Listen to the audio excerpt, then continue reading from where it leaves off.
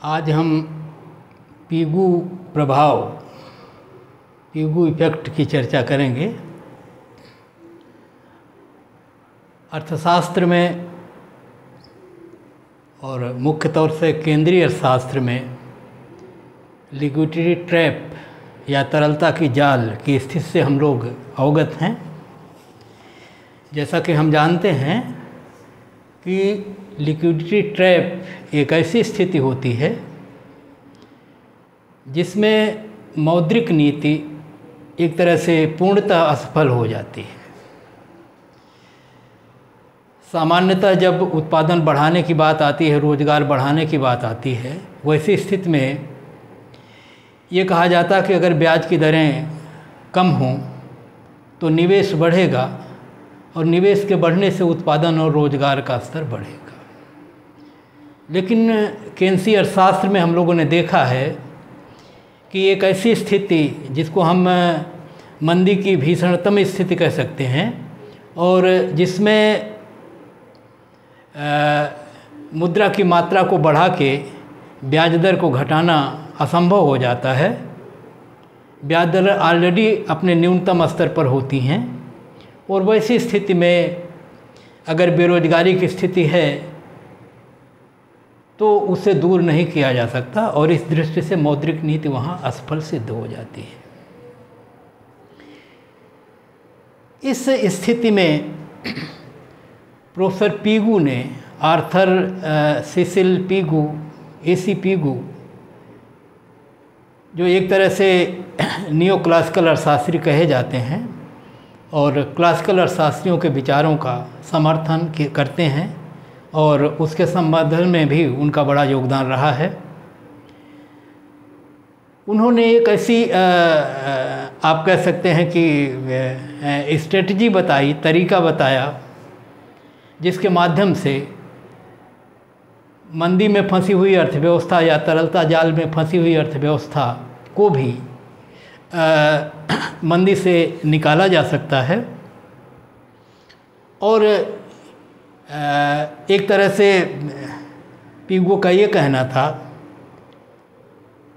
कि अर्थव्यवस्था से देर सवेर मंदी से ये अर्थव्यवस्था अपने आप निकल आएंगी। ऐसी शक्तियाँ जो हैं वो अर्थव्यवस्था में सृजित होंगी। हम आपको बता दें कि पीगू और केन्स, जॉन मेनार्ड केन्स, दोनों कैम्ब्रिज विश्वविद्यालय के अर्थशास्त्री हैं। दोनों एक ही समय में एक ही विभाग में रहे हैं और मैंने आपके सुविधा के लिए उनकी ये लिखा हुआ है कि एसी पीगू का जन्म 1870 में हुआ था, 1959 में उनकी डेथ हुई है। जेएम केन्स का जन्म भी इन्हीं से 4-5 साल बाद 1883 में हुआ था और 1946 में इनकी 62 साल की उम्र में ही मृत्यु हो गई थी। दोनों एक ही विश्वविद्यालय में थे और एक नियो क्लासिकल एक की विचारधारा आधुनिक हो गई केन्स की और वहीं पर पीगू की विचारधारा जो है वो क्लासिकल का ज़्यादा समर्थन करते दिखते हैं। हम जानते हैं कि दोनों विचारधाराओं में अंतर है और इस दृष्टि से एक विचारधारा पीछे भी कभी हम पढ़ चुके हैं कि राजकीय हस्तक्षेप की हिमायत करती है अर्थव्यवस्था में जब इस तरह की मंदी की स्थितियां होती हैं और दूसरी इसे नकारती है। और आज हम पीगू के उसी प्रभाव की चर्चा करेंगे। पीगू ने ये बताया कि जब अर्थव्यवस्था मंदी में फंसी हो और जब मौद्रिक नीति इसे निकालने में असफल हो जाती है और एक भिन्नता केंसी और क्लासिकल अर्थशास्त्र के दृष्टिकोणों में ये भी है कि क्लासिकल अर्थशास्त्री ये मानते हैं कि अर्थव्यवस्था में सामान्य तौर पर पूर्ण रोजगार की स्थितियां रहती हैं और अगर किन्हीं कारणों से मंदी की स्थितियां आती हैं, बेरोजगारी की स्थितियां आती हैं तो अर्थव्यवस्था में स्वतः ऐसी शक्तियां सृजित होती हैं जो अर्थव्यवस्था को इस बेरोजगारी से और मंदी से बाहर निकालने में समर्थ होती हैं। इसलिए सरकारी हस्तक्षेप की वहाँ कोई आवश्यकता नहीं है। और जैसा कि केन्स के बारे में हम लोगों ने देखा है कि केन्स कह रहे थे कि मंदी की स्थिति में मौद्रिक नीति फेल कर जाती है और निजी निवेशक जो है निवेश नहीं करते हैं हानि की प्रत्याशा में, और वैसी स्थिति में एक ही विकल्प बचता है कि सरकार आर्थिक क्रियाओं में भागीदारी करे और सरकार जो है वो अधिक से अधिक सरकारी व्यय निवेश करे और निवेश के माध्यम से अर्थव्यवस्था में पुनः उत्पादन और रोजगार के स्तर को बढ़ाने और निजी निवेशकों को प्रेरित करने में मदद करे।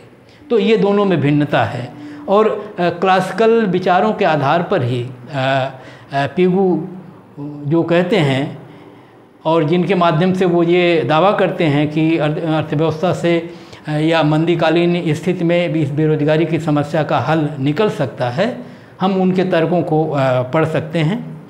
और जब हम ऐसा करेंगे तो ज़रा क्लासिकल अर्थशास्त्र के जो ऐसे विचार हैं रोजगार के बारे में, मजदूरी के बारे में, कीमतों के बारे में, उनका हम उपयोग करेंगे, या आप ये कह सकते हैं कि पिगू ने उन्हीं के माध्यम से अपनी बात रखी है।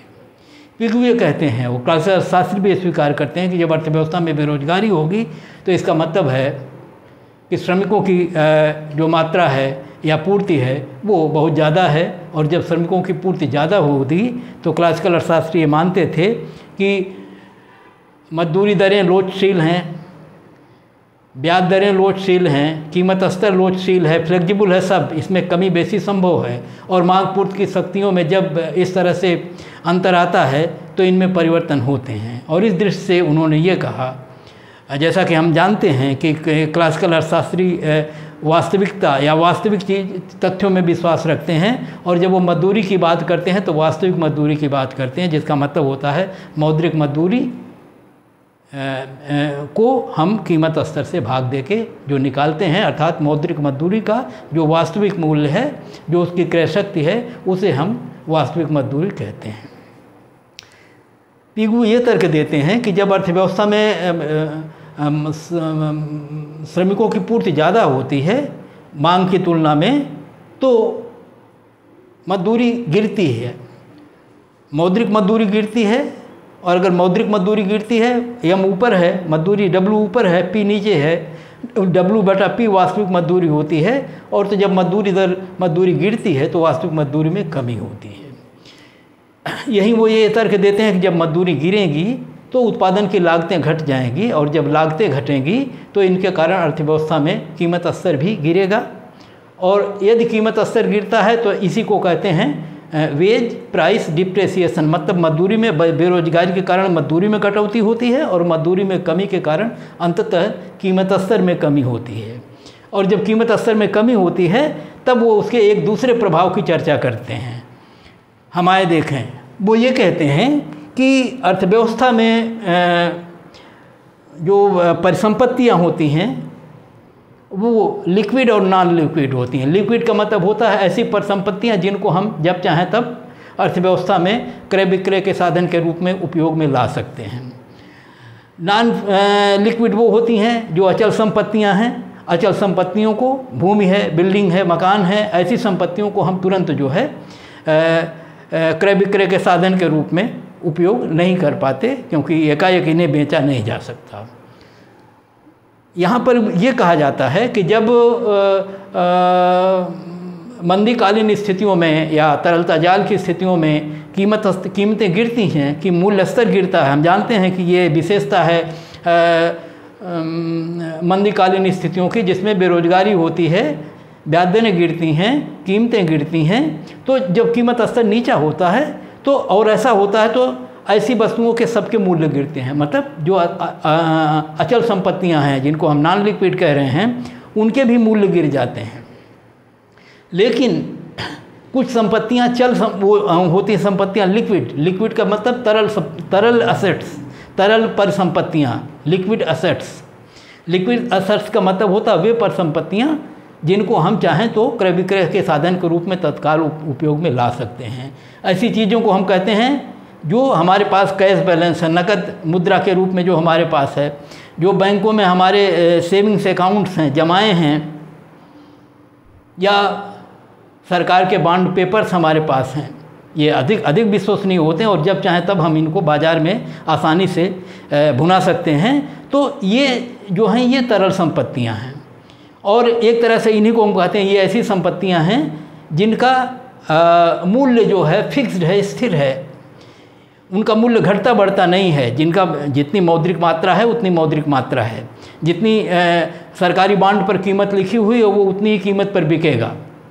तो ऐसी स्थिति में उनका मूल्य स्थिर है। स्थिर मूल्य वाली जो बॉन्ड्स पेपर हैं या हमारे नकद बैलेंस हैं, कैश बैलेंस हैं, नकद मुद्रा की मात्रा है, बैंकों के सेविंग अकाउंट्स हैं, ये सब इनका मूल्य जो है जब बाज़ार में मूल्य स्तर गिरता है तो इनकी जो नॉमिनल वैल्यू है, जो अंकीय मूल्य इनका है, वो तो वही रहता है। 100 रुपये के नोट अब भी 100 रुपये की नोट रहेगी। लेकिन अगर मूल्य स्तर गिर गया तो 100 रुपये से जितनी वस्तुएं हम पहले खरीदते थे अब उसकी तुलना में ज़्यादा वस्तुएं खरीद सकते हैं। तो इसका मतलब जितने हमारे लिक्विड एसेट्स हैं, जब बाज़ार में मूल्य स्तर गिर जाता है तो इनकी परचेजिंग पावर बढ़ जाती है। इनके माध्यम से जो वस्तुएं सेवाएं हम खरीदते हैं वो हम पहले के ज़्यादा में खरीद सकते हैं। मतलब उतनी ही उससे जो हमारी तरल परिसंपत्ति है उससे हम अब पहले की तुलना में ज़्यादा वस्तुएं और सेवाएं खरीद सकते हैं। इसको कहते हैं पीगू रियल बैलेंसेज। ये वास्तविक शेष हैं और जब मूल्य स्तर गिरते हैं तो वास्तविक शेषों के मूल्य बढ़ जाते हैं, अर्थात हम अपनी इन लिक्विड एसेट्स से पहले की तुलना में ज़्यादा वस्तुएं और सेवाएं क्रय कर सकते हैं। और पीगू का कहना है कि अब ऐसा होगा कि लोग पहले की तुलना में इन परिसंपत्तियों से ज़्यादा खरीदारी कर सकते हैं और वो ज़्यादा खरीदेंगे, इनकी मांग बढ़ जाएगी, बाज़ार में वस्तुओं और सेवाओं की मांग बढ़ेगी और जिसके कारण अर्थव्यवस्था में उत्पादन, निवेश, इन सब की प्रेरणाएँ बढ़ेगी, बेरोजगारी खत्म, कम रोजगार बढ़ेगा। तो इनके कहने का मतलब ये है कि ये जो एक नई चीज़ हमको देखने को मिल रही वो ये है कि जब अर्थव्यवस्था में बेरोजगारी होगी, बेरोजगारी के कारण मजदूरी गिरेगी, मजदूरी गिरने के नाते कीमत असर गिरेगा, कीमत असर गिरने के नाते लिक्विड एसेट्स के वास्तविक मूल्य बढ़ जाएंगे, उनकी क्रय शक्ति बढ़ जाएगी और उनके माध्यम से अब पहले की तुलना में ज़्यादा वस्तुएं सेवाएं खरीदी जा सकती हैं और इसलिए अर्थव्यवस्था में वस्तुओं सेवाओं की मांग बढ़ेगी तो निवेश बढ़ेगा, उत्पादन बढ़ेगा, रोजगार बढ़ेगा। और एक बार जब ये स्थिति से अर्थव्यवस्था में जैसे ही कुछ आशा का संचार होता है, तैसे अर्थव्यवस्था में जो निराशा की स्थितियां उद्योगपतियों के बीच में होती है वो धीरे धीरे समाप्त होने लगती है और पुनः फिर से उत्पादन तेज़ी से गति पकड़ता है। और पीगू तो यहाँ तक कहते हैं कि देर सवेर अपनी इस प्रक्रिया के माध्यम से अर्थव्यवस्था धीरे धीरे पुनः पूर्ण रोजगार के स्तर पर पहुँच जाएगी। और ये जो प्रभाव है, इसी प्रभाव को हम पीगू प्रभाव कहते हैं, जो अर्थशास्त्र के लिए एक नई देन थी उस समय। और इसलिए हम जब भी कोई नई चीज़ कोई किसी व्यक्ति के माध्यम से आती है तो उस व्यक्ति के नाम से हम उसे संबोधित करते हैं और अर्थशास्त्र की इस धारणा को पीगू प्रभाव के रूप में देखा जाता है। आइए हम क्रम से इसकी व्याख्या थोड़ा और स्पष्ट कर लें। और मैं जानबूझकर मैंने ब्लैक बोर्ड पर उसको लिखा है ताकि एक एक पॉइंट आपके दिमाग में रहे और फिर आप उसका विस्तार कर लें। कुछ मैं हिंट दे देता हूँ और कुछ आप और पढ़ के लिख सकते हैं। तो देखिए ये है, ऊपर से कोई मत, ये सारा कुछ मैंने आपको बता दिया कि लिक्विडिटी ट्रैप की स्थिति क्या होती है, ब्याज दरें कम होती हैं, मॉनेटरी पॉलिसी फेल कर जाती है। ऐसी स्थिति में ब्याज दरों को गिरा के बढ़ाना उत्पादन बड़ा कठिन होता है। और पीगू ये कहते हैं कि अनएम्प्लॉयमेंट के कारण इससे सप्लाई ऑफ लेबर होता है और इस प्रकार से मनी वेज में गिरावट होती है और कास्ट घटती है और कास्ट घटने से प्राइस लेवल घटता है। और जब प्राइस लेवल घटता है तब देखिए लिक्विड एसेट्स की बात करते हैं। लिक्विड एसेट्स को क्या है, ये कैश बैलेंसेज को हम कहते हैं, एक्यूमुलेटेड सेविंग्स को कहते हैं, जो संचित कर रखी हमने सेविंग बैंकों में या जो गवर्नमेंट्स के बॉन्ड्स हैं या अदर फिक्स्ड वैल्यू सिक्योरिटीज हैं, इनको हम लिक्विड एसेट्स कहते हैं। और रियल बैलेंस कहेंगे in monetary value of liquid assets जो है उनको अगर हम प्राइस लेवल से भाग दे दें तो ये इन लिक्विड एसेट्स के ये रियल बैलेंस हैं। और अब ये बताते हैं कि जब प्राइस लेवल घटेगा तो नीचे वाला हिस्सा घट रहा है, तो ये इसका जो भागफल आएगा वो बड़ा हो जाएगा। इसका मतलब है कि जैसे जैसे मूल्य स्तर गिरता है बेरोजगारी के कारण, मंदी के कारण, वैसे वैसे रियल बैलेंस का जो है वैल्यू बढ़ती है। और जब रियल बैलेंस की बढ़ती है, इंक्रीज इन रियल बैलेंस होता है, तो इसके कारण जो है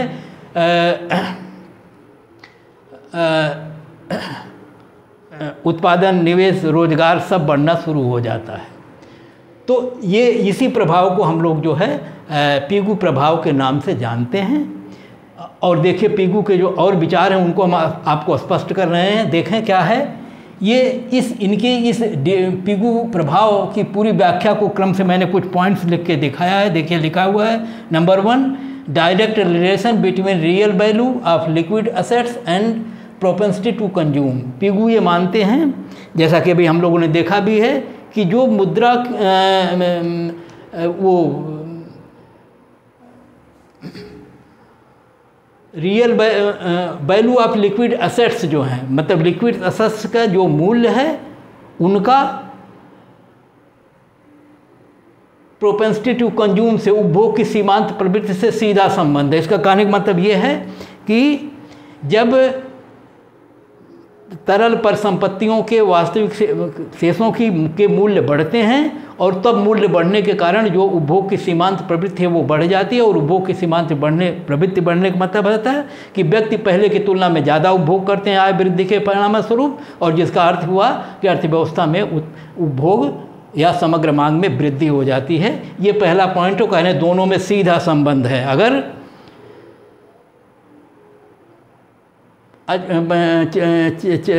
तरल परिसंपत्तियों के वास्तविक शेष अगर बढ़ते हैं तो उपभोग की सीमांत प्रवृत्ति बढ़ेगी, उपभोग बढ़ेगा। इन दोनों में सीधा संबंध है।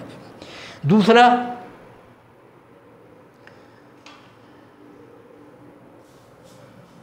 Fall in wages and prices. वो कह रहे हैं कि जब मजदूरी में गिरावट होती है, उसके फलस्वरूप की मूल्य स्तर में गिरावट होती है, will raise the real value of cash balances. ये हम पहले बता चुके हैं कि जब मूल्य स्तर गिरेगा तो कैश बैलेंसेज, या जिनको हम तरल परिसंपत्तियाँ कहते हैं, उनके वास्तविक मूल्य बढ़ जाते हैं। और जब वास्तविक मूल्य बढ़ते हैं तो तीसरी बात है उनकी परचेजिंग पावर या खरीदने की शक्ति बढ़ जाती है। तो उसी में आगे लिख दिया गया है कि and other forms of accumulated savings, increase in purchasing power and rise in consumption हो जाता है, increase in propensity to consume हो जाता है। ये तीनों बातें हो गई। अब चौथा है लिक्विडिटी ट्रैप में क्या होता है। लिक्विडिटी ट्रैप में क्या होता है, excess supply of liquid assets. वो ये कहते हैं कि लिक्विडिटी ट्रैप की जब स्थिति होती है तो डर बस लोग सारे जो उनके आय या साधन होते हैं उन सब को वो व्यय नहीं करते हैं, बल्कि अपने पास होल्ड कर लेते हैं, संचित कर लेते हैं, जितना करना चाहिए उससे ज़्यादा। कहा जाता है कि अर्थव्यवस्था में एक नॉर्मल एक तरह का नॉन लिक्विड और लिक्विड के बीच में एक रिलेशन होता है जो सामान्य स्थितियों में उतना बना रहता है। लेकिन अगर अर्थव्यवस्था में मंदी की स्थितियाँ हों तो मंदी की स्थितियों में होता ये है कि हानि के डर से लोग जो है इसको अपने मनी बैलेंसेज को जो है लिक्विड रूप में अपने पास रखते हैं, लगाते नहीं हैं, उधार नहीं देते हैं। और ऐसी स्थिति में तरल जो लिक्विड असेट्स हैं उनका अंश या उनकी मात्रा जो है लोगों के बीच बढ़ जाती है। तो इस प्रकार से तरल परिसंपत्तियों का जो है एक्सेस सप्लाई होती, मतलब जितना चाहिए उससे ज़्यादा हो जाती है। और क्योंकि उनके पास एक्स्ट्रा है, एक्स्ट्रा मजबूरी में है, रखना नहीं चाहते हैं। और लेकिन जैसे ही मूल्य स्तर गिरता है और उनको मौका मिलता है कि अब इसका लाभ हो सकता है इन्हें तरल संपत्तियों से वस्तुओं और सेवाओं को खरीद के, क्योंकि ज़्यादा मिल रही हैं, ऐसी स्थिति में उनका उपयोग करते हैं। तो ये है people spend sizeable parts of the excess liquid assets on consumption. इसलिए वो अपने उन अतिरिक्त नकद कोषों को जो मंदी में वो अपने पास रख लेते हैं नकद रूप में, उनका उपयोग करते हैं और उपभोग ज़्यादा करते हैं, और उपभोग इस प्रकार से बढ़ जाता है। और इंक्रीज इन एग्रीगेट डिमांड, और जब बढ़ता है तो एग्रीगेट डिमांड में बढ़ती है, और डिमांड बढ़ती है तो फिर इन्वेस्टमेंट, आउटपुट और एम्प्लॉयमेंट ये सब बढ़ता है। तो ये प्रक्रिया है जिसके माध्यम से पीगू प्रभाव जो है वो ऑपरेट होता है। और इस प्रकार से पीगू प्रभाव के माध्यम से हम ये दिखा सकते हैं कि अर्थव्यवस्था में तरल परिसंपत्तियों के वास्तविक मूल्य के बढ़ जाने के कारण अर्थव्यवस्था में रोजगार में वृद्धि होती है, उत्पादन में वृद्धि होती है और धीरे धीरे बेरोजगारी, एक बार जब ऐसा होता है तो उत्पादन बढ़ना शुरू हो जाता है और मंदी के असर धीरे धीरे समाप्त होने लगते हैं, अर्थव्यवस्था पूर्ण रोजगार की ओर अग्रसर हो जाती है और देर सवेर पीगू कहते हैं कि पूर्ण रोजगार तक हम पहुंच जाएंगे। यहाँ पर अगर हम एलएम वक्रों का प्रयोग करें, आईएस वक्रों का प्रयोग करें तो उनके माध्यम से भी हम पीगू प्रभाव को दर्शा सकते हैं। ज़रा देखें होता क्या है। रियल बैलेंस का मतलब होता है एम अपान पी। एम अपान का मतलब मुद्रा की मात्रा कैश रूप में जो है और प्राइस स्तर उसको भाग कर रहा है। होगा क्या मंदी काल में, प्राइस स्तर में कमी आएगी, इसका मतलब ये पी घटेगा और पी जब घटेगा तो रियल बैलेंस का मूल्य में वृद्धि होगी, मतलब ये एम अपान पी बढ़ेगा। जरा आप ध्यान करिए, एलएम वक्र जब हम लोग पढ़ रहे थे तो एलएम वक्र बनाते समय मुद्रा की मात्रा को हम वास्तविक शेष के रूप में देखते थे और मुद्रा की मात्रा को एम लिखते थे और बटा पी करके उसके वास्तविक शेष का मान वास्तविक रूप में ज्ञात करते थे। और इस प्रकार से वहाँ मुद्रा की जो पूर्ति थी वो मौद्रिक पूर्ति नहीं होती थी, मुद्रा की जो है वो वास्तविक शेष की पूर्ति होती थी एम अपान पी। और एम अपान पी जब बढ़ता था तो इसका मतलब है कि मुद्रा की पूर्ति बढ़ गई और जब मुद्रा की पूर्ति बढ़ती थी तो हमको याद है कि एलएम वक्र दाईं ओर हट जाता था। पहली बात तो अगर रियल बैलेंसेज में वृद्धि होती है और वृद्धि तभी होगी जब पी घटेगा और जब पी घटेगा तो एम अपान पी का मूल्य बढ़ेगा जिसके कारण एलएम वक्र जो है परिवर्तित होकर दाईं ओर जाएगा। हमारे चित्र में दो एलएम वक्र हैं, एक पहले वाला है LM1 और जब दाएं विवर्तित होगा तो हो जाएगा LM2। LM2 तब होगा जब मूल्य स्तर के गिरने के कारण एम अपान पी का मान बढ़ जाएगा। अब जरा आइए उपभोग की वृद्धि से क्या होगा, याद करिए आईएस वक्र का। आईएस वक्र में हमने देखा था कि आईएस वक्र जो है वो समग्र मांग वक्र से निर्धारित होता है या समग्र मांग और समग्र पूर्ति के संतुलन से बनता है आईएस वक्र।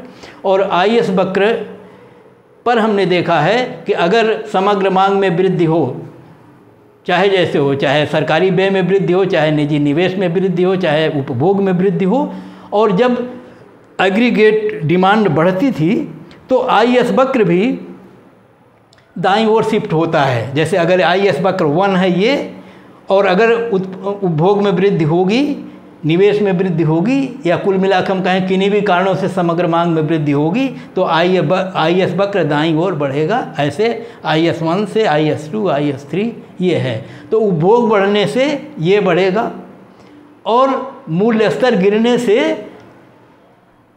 ये जो एलएम वक्र है वो दाईं ओर विवर्तित होगा। और दोनों चीज़ें हो रही हैं। पीगू ये कह रहे हैं कि जब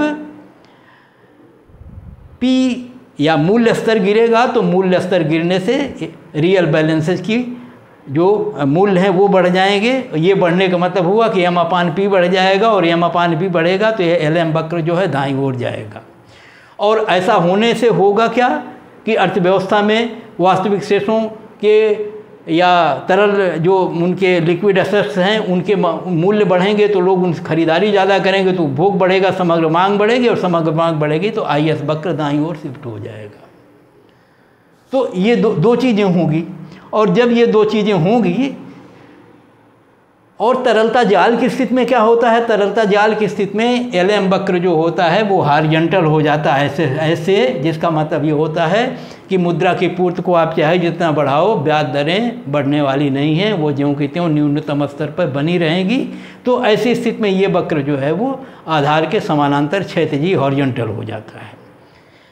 और जब ये समाप्त होगा मंदी काल तो वक्र फिर धीरे धीरे ऊपर उठने लगेगा। तो हमने ये तरलता जाल की स्थिति यहाँ तक है, इसके बाद ये वक्र धीरे धीरे शिफ्ट कर ऊपर गया है। दूसरा वाला वक्र थोड़ी दूर तक क्षैतिजी जाके इसके बाद ये भी ऊपर उठा हुआ है। यहाँ पर हम ये दिखाने का प्रयास कर रहे हैं कि मान लीजिए कि ये तरलता जाल की स्थिति में है। ये वक्र जैसे मैं आपको बता सकता हूँ कि अगर ये वक्र यहाँ भी होता, मान लीजिए यहाँ होता तो तरलता जाल की स्थिति में होता।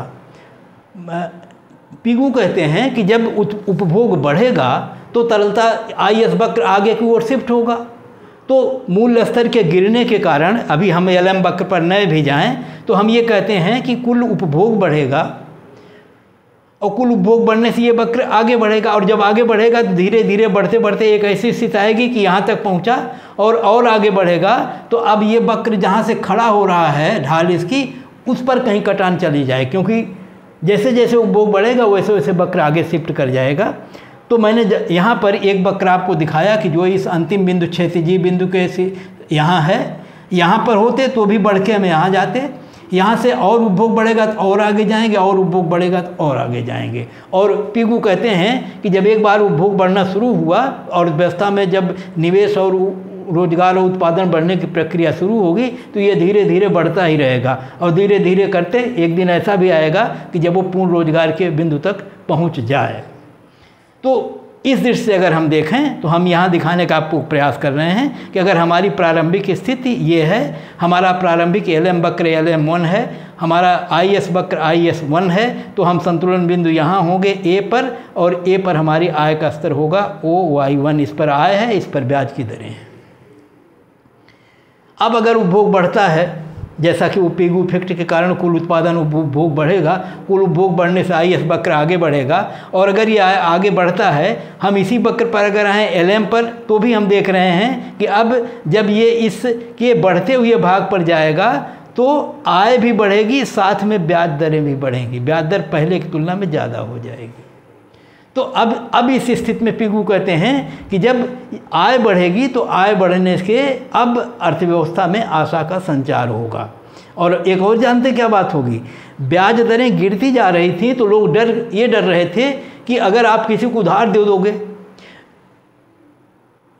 तो ये ब्याज दरों को जब तक बढ़ती नहीं है, जब तक उनको डर लगता कि ब्याज दरें और गिर सकती हैं और गिर सकती हैं और गिर सकती हैं, तो ऐसी स्थिति में वो रुपए को अपने पास रख लेते हैं इस उम्मीद में कि जब ब्याज दरें थोड़ी ऊंची होंगी तब उधार देंगे।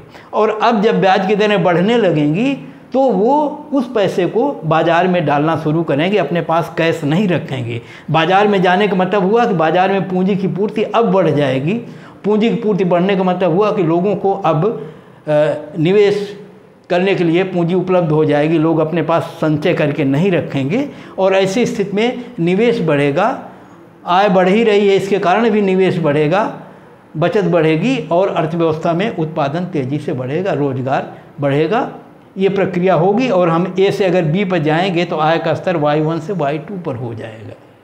लेकिन अगर पिगू जैसा कह रहे हैं कि जब रियल बैलेंसेज बढ़ेंगे और बढ़ने के कारण अगर LM वक्र भी आगे सरक जाता है दाईं तरफ, वैसी स्थिति में हम देखेंगे कि इसी IS वक्र पर जब हम A से IS1 से IS2 पर जाते हैं तो LM1 वक्र पर तो हम B बिंदु पर होते हैं, लेकिन LM2 वक्र पर हम C पर होते हैं, जहाँ पर आय का स्तर पहले से भी ज़्यादा है।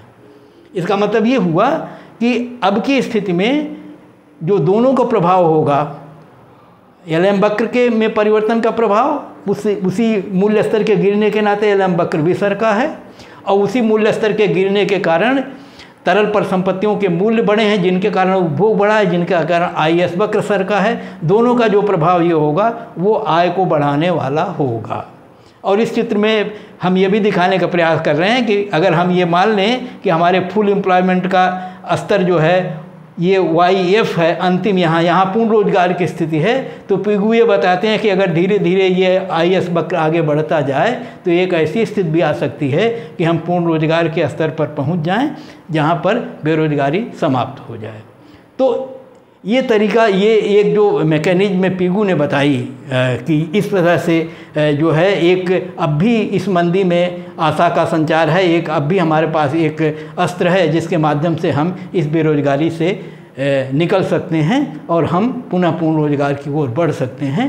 तो इसी प्रभाव को हम लोग पिगू प्रभाव के रूप में जानते हैं।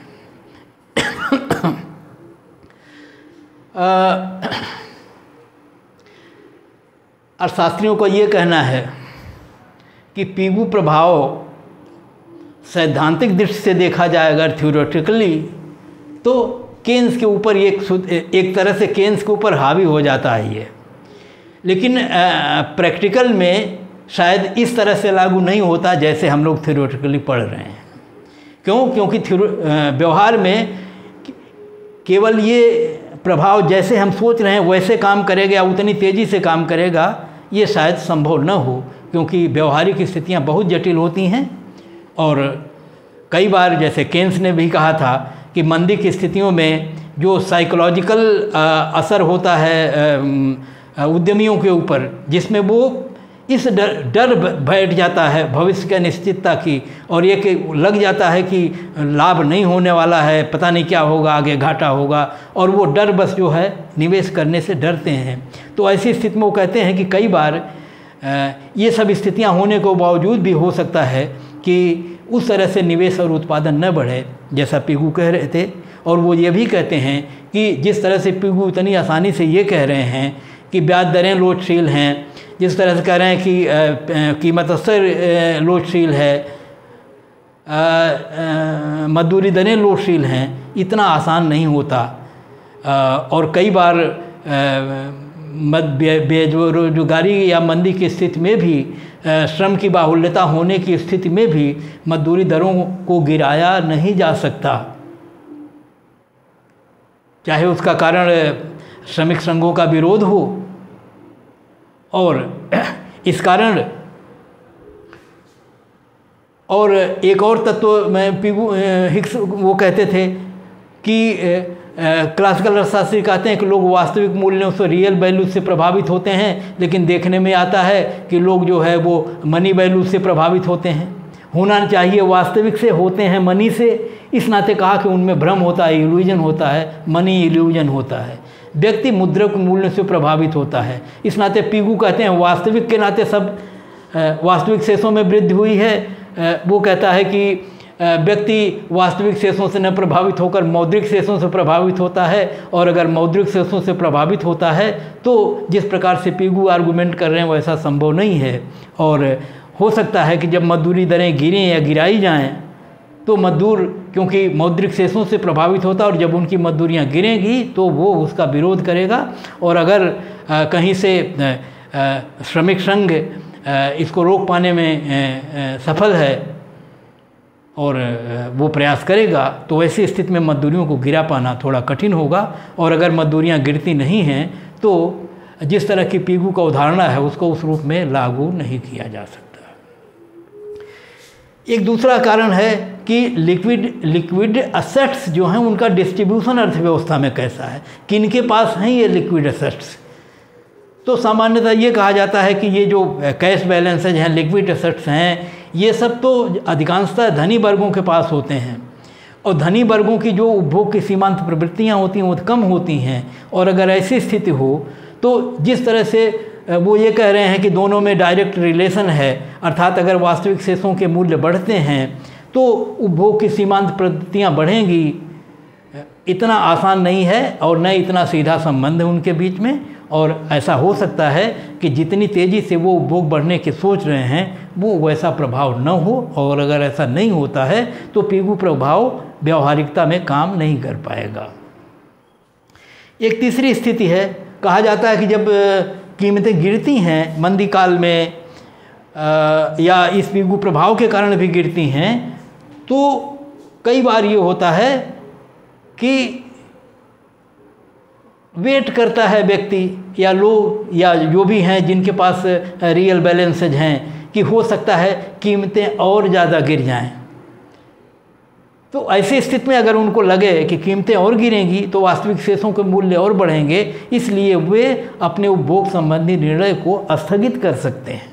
और अगर ऐसा करते हैं तो कीमतों के गिरने के कारण जो है मूल्य स्तर में गिरावट के बावजूद भी उपभोगों में तेज़ी से वृद्धि नहीं होगी, ऐसा कुछ लोगों का ये भी कहना है।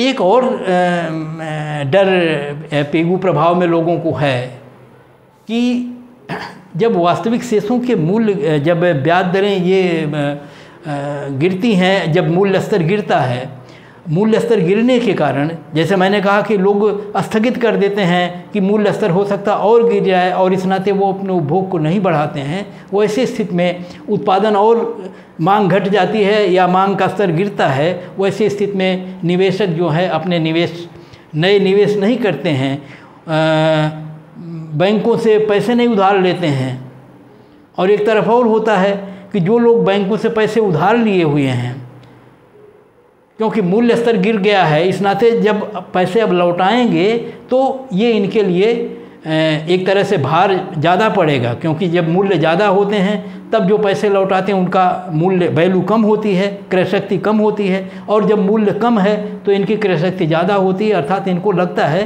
कि इनका नुकसान हो रहा है। वैसी स्थिति में वो बैंकों को पैसे भी लौटाना नहीं चाहते, सोचते हैं कि जब थोड़ा सुधार होगा तब लौटाएंगे। तो बैंकों को दो तरह से स्थिति होती है, एक तो जो बैंक पैसा उधार दिए हुए वो वापस नहीं आता, दूसरे उनसे पैसे लोग उधार लेते नहीं हैं, क्योंकि अर्थव्यवस्था में स्वतः लोगों के पास पैसे नकद हैं। ऐसी स्थिति में बैंक जो है उन पर बड़ा दबाव होता है, घाटे की स्थिति में चले जाते हैं, और इस स्थिति में बैंक फेल भी हो सकते हैं। और अगर ऐसी कोई क्राइसिस आए, इसका मतलब ये हुआ कि मंदी की स्थिति में न तो उद्यमियों का फेथ बैंक में रह जाता है, न बैंकों का फेथ जनता में रह जाता है, न उपभोक्ता में रह जाता है, न उपभोक्ता में। तो इस तरह से एक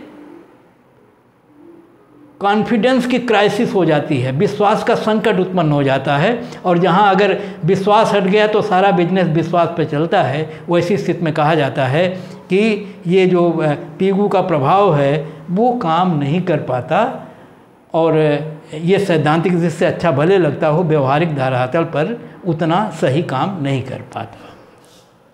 तो इस प्रकार से हम कह सकते हैं कि इस प्रकार से हम पिगू प्रभाव को दिखाकर आपको बता के ये दिखाने का प्रयास किए हैं कि मंदी काल में जब केन्स एक तरह से कह गए थे कि हम कुछ नहीं करने की स्थिति में अब हैं, मौद्रिक नीतियाँ हमारी फेल हो गई हैं, और अब केवल सरकार ही आए और अपने सार्वजनिक व्ययों या फिजिकल पॉलिसी के माध्यम से इसमें सुधार लाने का वो प्रयास करे, सार्वजनिक व्ययों को बढ़ाए।